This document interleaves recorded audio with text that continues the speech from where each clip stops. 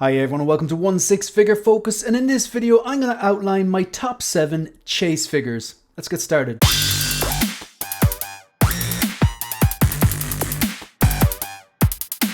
Alright, so before I start this video, just kind of outline what I think, in my opinion, is a chase figure. So for me, a chase figure is a figure that has been sold out, and often long sold out, from Sideshow and all the other big retailers. You can still probably get them from resellers and stuff like that, but the price tends to be climbing. I say chase figure because it's not that they're rare. You can actually still find them quite easily, but the price probably a bit outside the price range that I'm willing to pay. So really it's a case of just basically wait and be patient and find a deal. They are definitely out there. I've recently picked up the Robocop in the chair brand new for $500, considering it retailed at $425.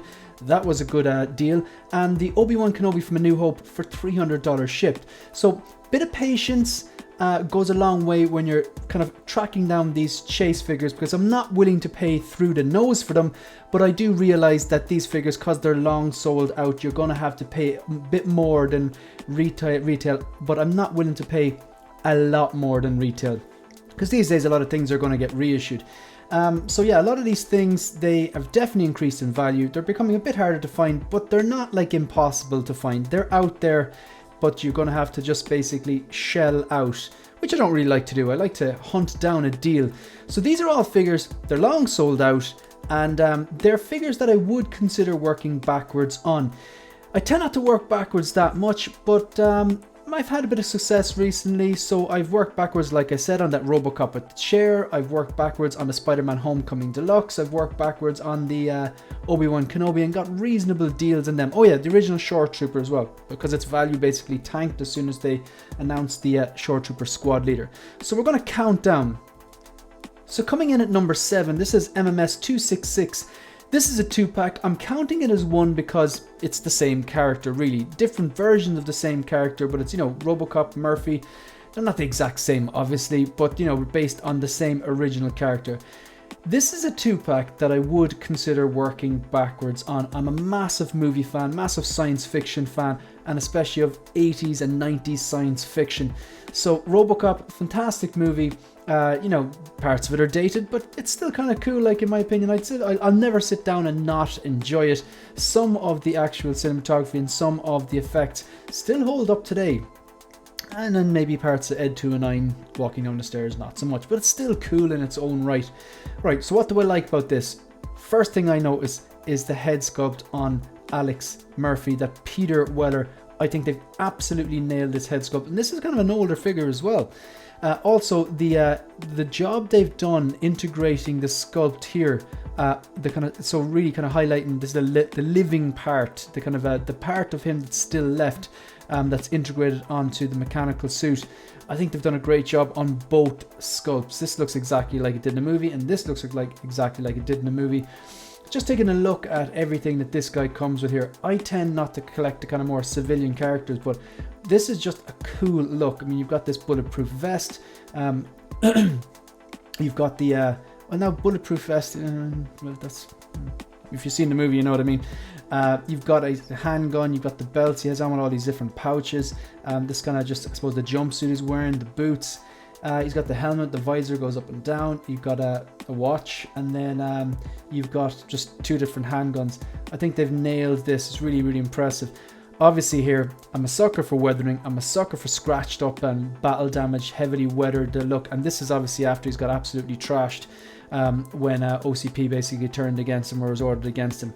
The 2 guns, I'd imagine, like the MMS 203 and the MMS 203 DO5, the one that I have with the chair, they come with 2 different versions. One's die-cast and one's plastic, because the die-cast one's probably better for going into the right tie, which does actually open, and the plastic one is better for holding in the fingers, because you have to hold it with the articulated fingers.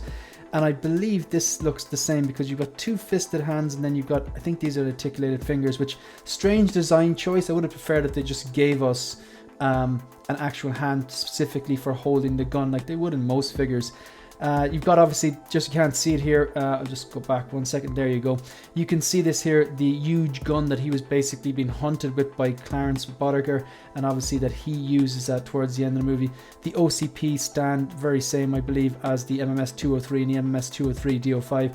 The baby food. I mean, come on, like what a touch. They didn't have to do that, but it's just part of the story, isn't it?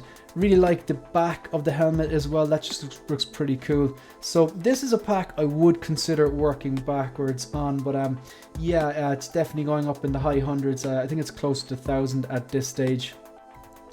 Coming in at number 6. Sorry, these are not actually numbered. These are in no particular order. So this is the second one. I'm going to go through 7. The only quarter scale figure here in this list, the QS Hot Toys quarter scale number 13, the QS013. It's Darth Vader. The proportions look great. It's from Return of the Jedi. You've got the Sebastian Shaw likeness here with all the scarring on the face and the head. Obviously pale because he's been under the mask for so long. Looks great from the back. You've the option to pose like this, completely with nothing on the face. You could have the front part of the helmet pose with the back part off, still revealing the scarring, or of course you can have the regular Darth Vader helmeted head. This looks super. Lightsaber obviously lights up as well. You've got the swooshing effect as well, and all the details there on the belt and the compartments. And then nice touch as well, because he gets his hand cut off, and I think that's the point where Luke realizes, you know, he's done this to me before. I don't want to go down the dark side path. And it's kind of a just good kind of subtle storytelling there, but and of course a pretty cool base as well. I have a vision where I'd have 1/4 scale from Marvel, 1/4 scale from DC, and 1/4 scale from Star Wars. This is the quarter scale I want. Why am I not working backwards on this?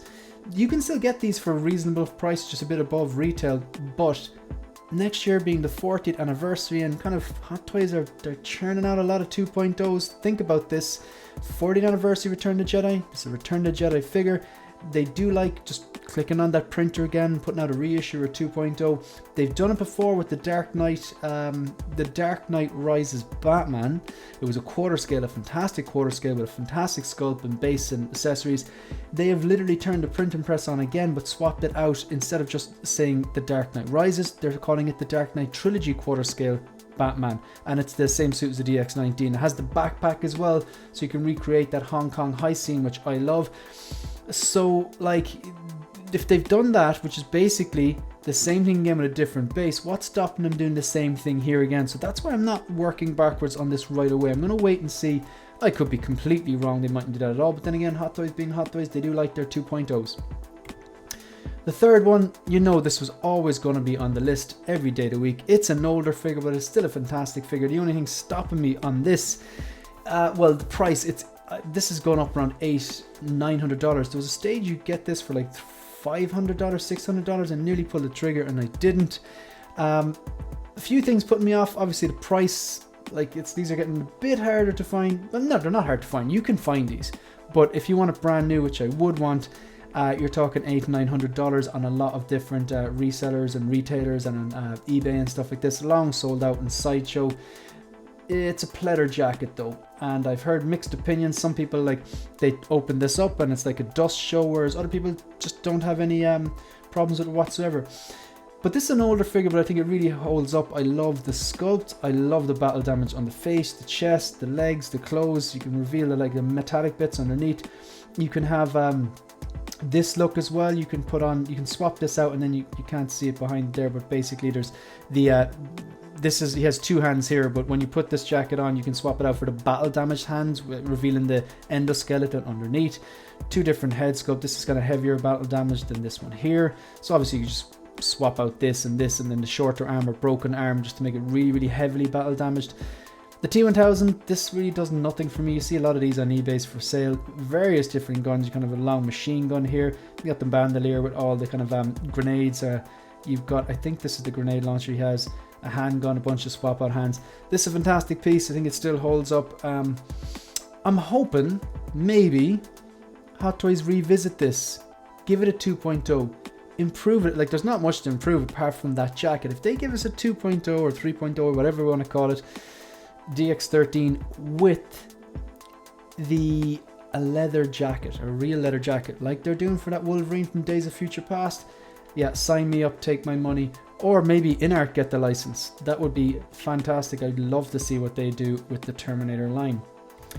The fourth one, this is sold out in a lot of places. It's still easy to find because it's not that old a figure compared to the other ones. Definitely not compared to that Robocop and that DX13.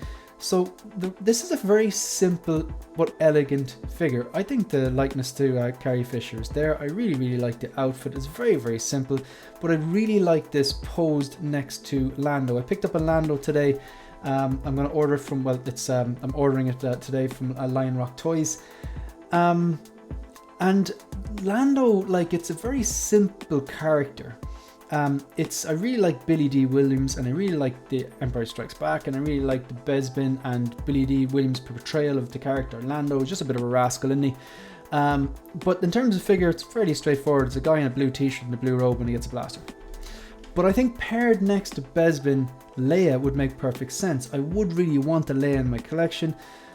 Ideally, A New Hope with the bagels haircut, but I think the dress there could be better. It's an older figure, the body could be improved, and I think it's inevitable they'll eventually do a re-release or 2.0, or definitely needs an improvement, to be honest. But even though that'd be my first choice, this or Hot would be probably my second choice, because a lot of the original trilogy stuff I have, Lando on the way, Snowspeeder Luke, Empire Strikes Back 40th anniversary Boba. Like, Empire Strikes Back is my favorite Star Wars movie, so it would make sense to have a Leia from Empire Strikes Back. And I think this next to Lando would complement each other really well, with the different colors of the suits, the light kind of baby blue, and then the dark kind of the reddish brown here, and the kind of, I suppose, the cream kind of cape. I think that would look really well together. I actually shout out to Keith, the Padawan collector, because that's exactly how he has his Bespin, Leia and Lando Calrissian posed together, and that gave me the idea. So I think they look really well in the same detail together. Next one, I think this is number 4. This one here, really crawling up in value, but I genuinely think this is one of the best figures Hot Toys have ever done. It is definitely not a new figure, it's an older figure, long sold out. You can still get it, but you're talking, I was looking at one there today for $680.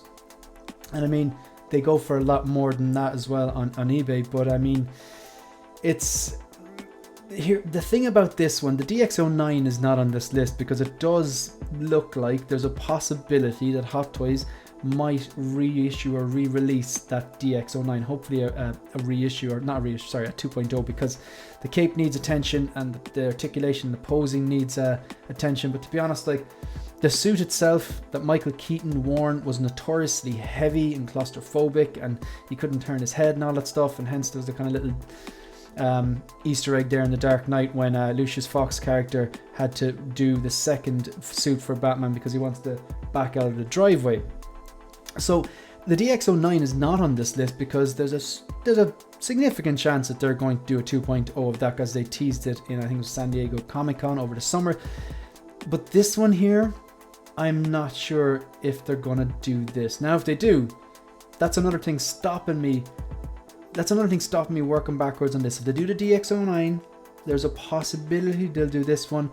But again, there's a lot of rumors going around that, like Harrison Ford, Jack Nicholson is kind of a bit cagey on his likeness. And let's face it, the guy doesn't need the money, so you're gonna have to offer him a lot of money if there's a likeness issue. I don't know. Do they still have the likeness? No one really knows if they still have his likeness or not. But this is Hot Toys. Like, this is when DX was a real DX. Like, he came with an absolute bomb of accessories, everything from the false teeth to the gun which says bang on it, and the flower that squirted the acid, the kind of the gas mask thing that he has, this thing he's speaking into here, the gramophone. He came with everything but the kitchen sink.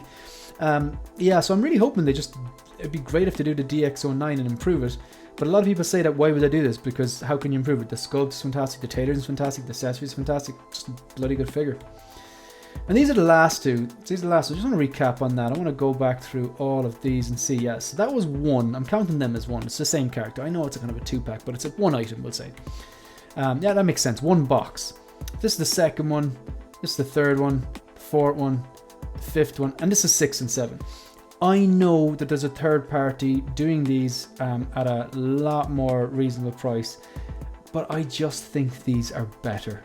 I think the proportions are better, I think the outfits are better, I think the sculpts are better, and they're officially licensed. So these, you can still get these. They're the only two figures that I'd want from that particular show. I think it was one of the earliest. I know the 1989 Batman, I saw that was about 6, but I'm pretty sure Saturday mornings, vague memories of watching these. They used to be on Saturday, Sunday mornings on kids TV shows and stuff like that on TV. And by then they were definitely reruns, because this was like 1966 and I'm not that old. So these two I would consider working backwards on. I have seen them both for not cheap, but not like crazy. Like, I mean, I think on eBay today, when I was looking up just the MMS numbers on these today, there was like someone trying to sell the 2Ds for, like, it was like $2,800. I mean, come on, that's not going to happen. But you could probably pick the two of these up for in around the $800 mark. And then again, there's definitely deals out there for collectors who just want quick sales, who look after their stuff. So yeah, look, they're my like 7 chase figures. The MMS 218 and 219 1966 Batman and Robin, the Jack Nicholson 1989 DX08 Joker, the MMS 508 Princess Leia from Bespin. I'll more than likely pick that one up. This is clearly the easiest one to pick up out of this bunch. The DX13, I just can't see myself pulling the trigger on that for those prices. It is fantastic, but I just have a feeling that the Hot Toys have gone back to the well with Robocop. Why not Terminator? Or maybe Inart get involved. It could be very exciting. The QS013 Vader, I'm not going to track this down. I'm going to gamble and wait until the 40th anniversary and see if Hot Toys does a Hot Toys on it. And yeah, the MMS 266, this is one I probably would be considering looking back at. But yeah, that's it. They're my 7 chase figures. They're the ones that they're out there. The prices are increasing. They're sold out on most different retailers, definitely on Sideshow. But you can still get them. So they're the ones that I would consider working backwards on. Anyway, that's pretty much the end of this video. So if you want to support the channel, like the video, subscribe to the channel, and please leave a comment. Let me know if you have any of these, or you'd actually genuinely consider working backwards, or do you think any of these would actually be reissued, 2.0s, re-released, whatever you want to call it. You can also follow me on Instagram and follow me on Twitter. That's it. That's the end of the video. See you in the next one. Good luck.